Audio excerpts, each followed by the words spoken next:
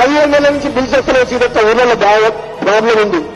వీళ్ళని చెప్తే వీళ్ళు చెప్పుకో ఇంతమంది వచ్చింది ఎన్నో ఆశలతోటి.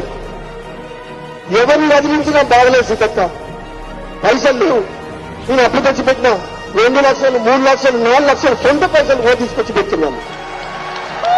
వాళ్ళ సొంతంగా అప్పులు తెచ్చి, ఎందుకంటే ఊళ్ళో ప్రెజర్, అధికారుల ప్రెజర్, మనం పెట్టే వడ్డీ తట్టుకోలేక పైసలు లేక సారీ కాలం జీతంతో కూడా కించిన ఉద్యోగులు కూడా అప్పులు తీసుకొచ్చి ఖర్చు పెట్టింది. ఈ 15 నెలల నుంచి బిల్స్ వస్తున్నాయి సీతక్క. ఊళ్ళలో బాగా ప్రాబ్లం ఉంది. వీళ్ళని చెప్తే వీళ్ళు చెప్పుకో ఇంతమంది వచ్చింది ఎన్నో ఆశలతోటి. ఎవరిని వదిలించినా బాగలేదు సీతక్క. పైసలు లేవు. నేను అప్పు తెచ్చి పెట్టినా 2 లక్షలు 3 లక్షలు 4 లక్షలు సొంత పైసలు ఓ తీసుకొచ్చి పెడుతున్నాను.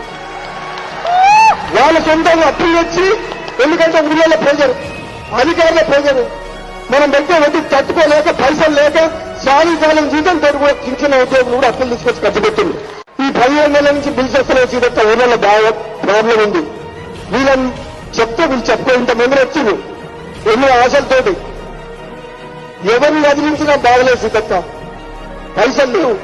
నేను అప్పు తెచ్చి పెట్టినా 2 లక్షలు 3 లక్షలు 4 లక్షలు సొంత పైసలు ఓ తీసుకొచ్చి పెడుతున్నాను. వాళ్ళ సొంతంగా అప్పులు తెచ్చి, ఎందుకంటే ఊళ్ళో ప్రెజర్, అధికారుల ప్రెజర్, మనం పెట్టే వడ్డీ తట్టుకోలేక పైసలు లేక సారీ కాలం జీతంతో కూడా కించిన ఉద్యోగులు కూడా అప్పులు తీసుకొచ్చి ఖర్చు పెట్టింది. ఈ 15 నెలల నుంచి బిల్స్ వస్తున్నాయి సీతక్క. ఊళ్ళలో బాగా ప్రాబ్లం ఉంది. వీళ్ళని చెప్తే వీళ్ళు చెప్పుకో ఇంతమంది వచ్చింది ఎన్నో ఆశలతోటి.